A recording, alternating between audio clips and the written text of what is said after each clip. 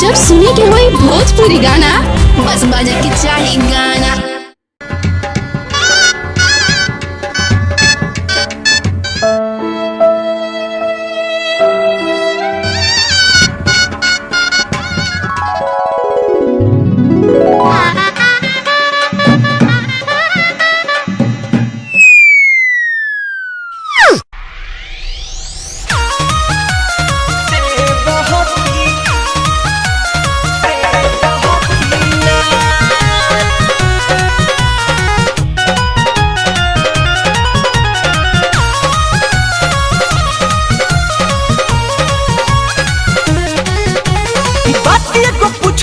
राजा जी बताई हा बाउर जदी लाह की तचनी खिसियाई हा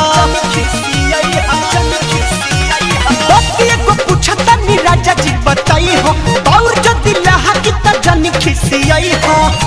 तातला पूरी खाए ते है बहुत की ना तातला पूरी खाए ते है बहुत की ना यारा के हो खोता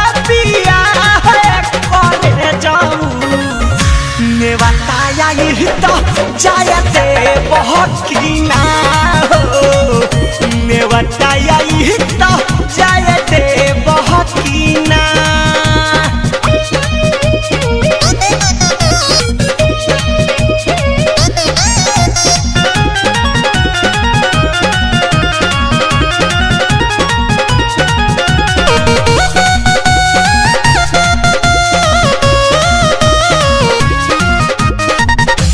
हर के साखी से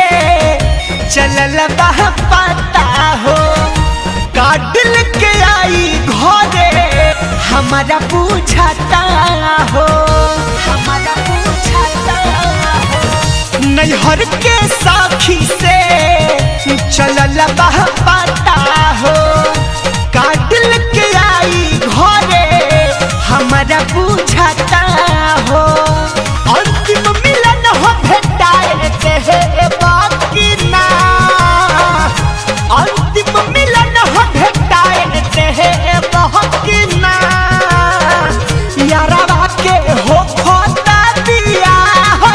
करे जाऊं ने बताया ही तो चाहते बहुत की ना हो ने बताया ही तो चाहते बहुत की ना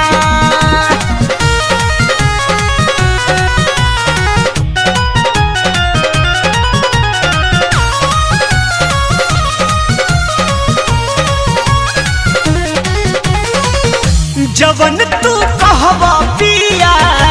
उहे माना महो तोहरा बादे बाड़े गुलू सदा काम हो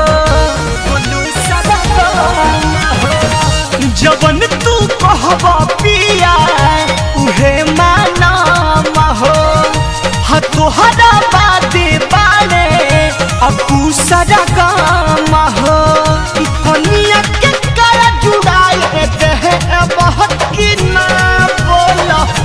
कनिया के कर जुड़ाए है बहुत की ना सोना जी के हो खोता दिया है पारे जाऊं ने बताया ही तो जाए थे बहुत की ना हो ने बताया ही तो जाए थे बहुत की ना